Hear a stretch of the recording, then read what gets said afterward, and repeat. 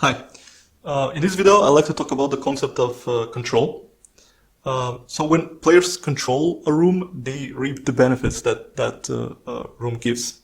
And an interesting concept is that you can control a room with all components in the game. So with the engineer, integration cube, and the power cylinder, and they just function in a different way. So in this video, the focus is the observatory. So it's a module, it's a room part of the arc. And let's see how the different components function. So the cylinder, the power cylinder, is a marker. It means I have routed power and I have power up that room. And it's quite versatile. You can place it anywhere you want on the board. And when you place it in a room, you immediately take control of that room. So you can use the benefit that the room, in this case the observatory, would give. And additionally, you would power up the room, so you would increase the benefit that it gives. The engineer is slow, so it has to move into that room. But again, once it's there, the yellow player would gain control of that room. Now the room is not powered up, so the yellow player would just get the basic benefit of the observatory. And lastly, it's the integration cube. So you have to have an engineer in that room to place an integration cube, but then the engineer can move out, and the yellow player would continue to control this room because an integration cube is placed there. So what happens when multiple players have their cylinders, engineers, and cubes in a room? Let's say that in our example, all 4 players are playing.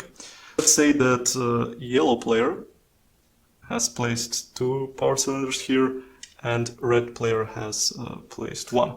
So in this case, both red and yellow player will have control of that room.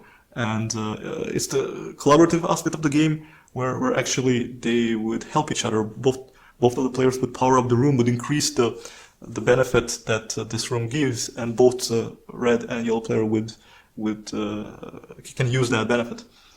But then let's say that the blue player has come with the engineer in the room. In this case, all 3 players would share control of the room, and it doesn't matter that blue player doesn't contribute to powering up of the room. Blue player has an engineer there, and he would also reap the benefits of the observatory. But then if blue player puts an integration cube there, then he effectively locks the room to be used only by him. So the integration cubes lock other players out of using that room. And the player that has the most integration cubes in the room has exclusive right to use the benefits of that room. If 2 players have the equal number of integration cubes, then they share the benefit. So even if blue player moves out from that room with his meeple, this room continues to be controlled by that player. If green player somehow moves into that room, again, the room is controlled by blue player exclusively. Green player would have to place 1 integration cube. So now the room is controlled by green and blue player.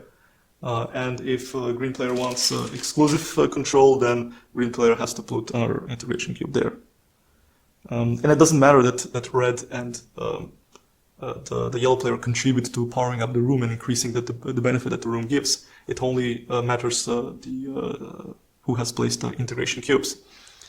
So obviously in this case, yellow and red player would just move out their power cylinders because they don't want to power up a room that they cannot use. So let's talk about strategy.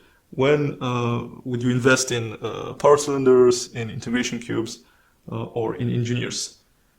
So in general, if you have good rooms or rooms that give interesting combination of benefits around your biodome, it's a good strategy to move in there or to invest in your engineers. So with just one move, 1, 2, I can get to the rooms that are near my biodome and then reap the benefits from both of them.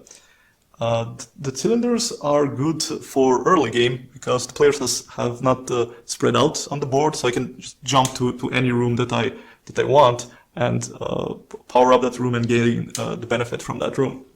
And the cylinder featured a collaborative aspect of the game because other players can temporarily help each other, can together power up a room and use the benefit of the room.